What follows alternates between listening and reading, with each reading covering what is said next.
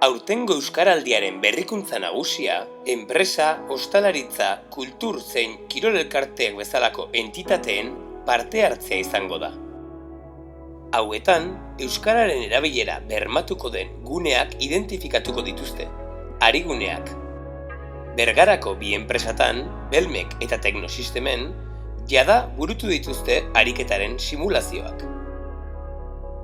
Ainhoa Agirrebeña naiz, Teknosistemeko langilea eta Teknosistem enpresa txikitxo bat ga, 4 langile garen momentu honetan. Kaixo, Belmek mekanizatua gara, 5 langile gara eta labegaraietako industrialdean gare.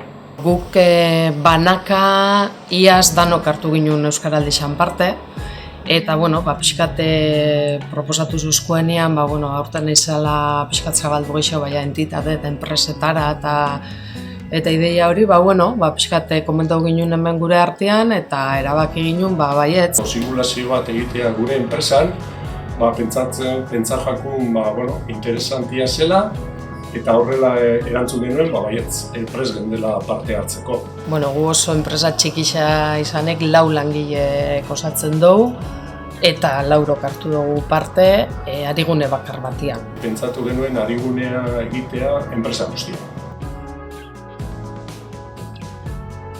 Guk 4 euskaldunak izanik eta euskaldiztunak izanik gure arteko harremanak euskeraz die. Beste kontu bat izaten daia dokumentazio mailan eta horria gauzak igual ez dira hain samurrak izaten. Gure enpresan normalian egunerokotasunean euskera erabiltzen dugu, baina simulazioa lagungarria izan da aurrera pauso bat emateko. Adibidez, hornitzailea dokumentuak bidaltzerako garaian, orain dokumentu asko elebidunak dira.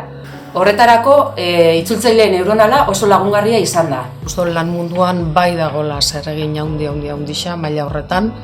Euskara eguneroko gure lan bizitza horretan presentzia askoz gehiago eukitzea badaukala, hori sinistuta gare, orduan, pentsatzen dugu izan lekeela aukera politxa horretan hasteko behintzat. Guri oso ondo joan gau simulazioa eta gustoko jaun beste enpresa bergarako beste enpresa batzuk parte hartzea Euskaraldian. Aurtengoa 15 eguneko ariketa izango da, baina garrantzitsuena da 15 egun eta gero ere euskararen presentzia indartzea gure enpresetan.